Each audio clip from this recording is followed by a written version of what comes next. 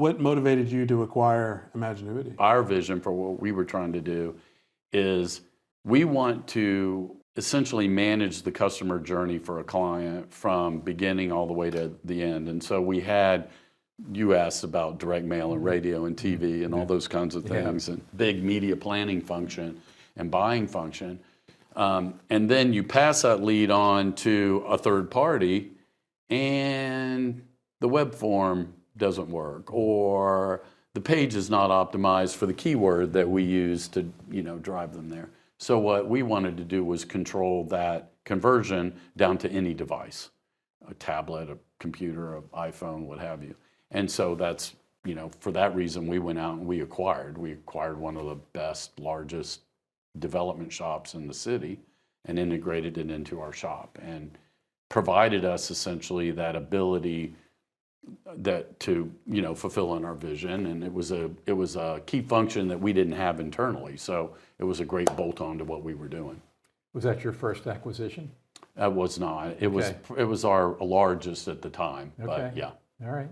So you had done acquisitions before, and you saw that as a way to jumpstart, and as opposed to building it internally. Yeah. Did it work out well? It did. It worked out great. And we look at generally, we look at acquisitions as, is it accretive to what we're doing? Mm-hmm. So I'm either going to pick up an additional functionality that I don't have today, or I can bring some efficiency that I already have today and be able to weave them into what I'm doing, and and be successful doing so. So when I ran a wealth management firm out of Memphis, Tennessee, Memphis is sort of a small market, and we grew to the point that we felt like we'd probably taken as much market share away from our good competitors as we could. And so we started growing through acquisitions in other communities to sort of expand the brand.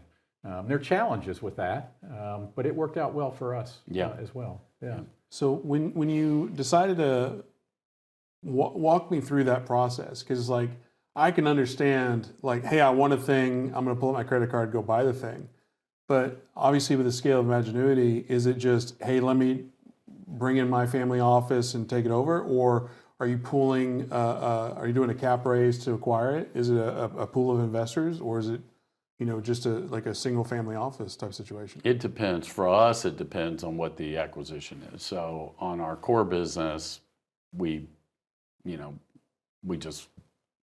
acquire it. In the case of other businesses that we're in, say the single family rental business, we might, that's a place where we might take in outside capital as part of, acquiring another package or what have you. So it just depends. Mm-hmm. Depends on what we're doing. What helps you determine that route? Look, mostly, I think a couple, for us anyway, not unlike the acquisition side of things, we're often looking for talent that we don't have. In our family office, we're relatively small by the scale that you operate at.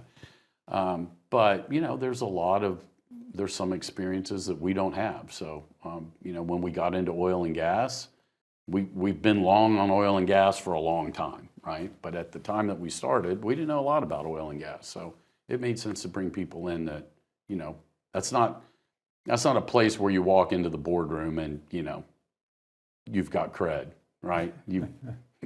It's just that industry doesn't work that way. So we've always looked at it, again, like a talent acquisition, and brought people on to participate in a way that could add to the talents that we already had at the table.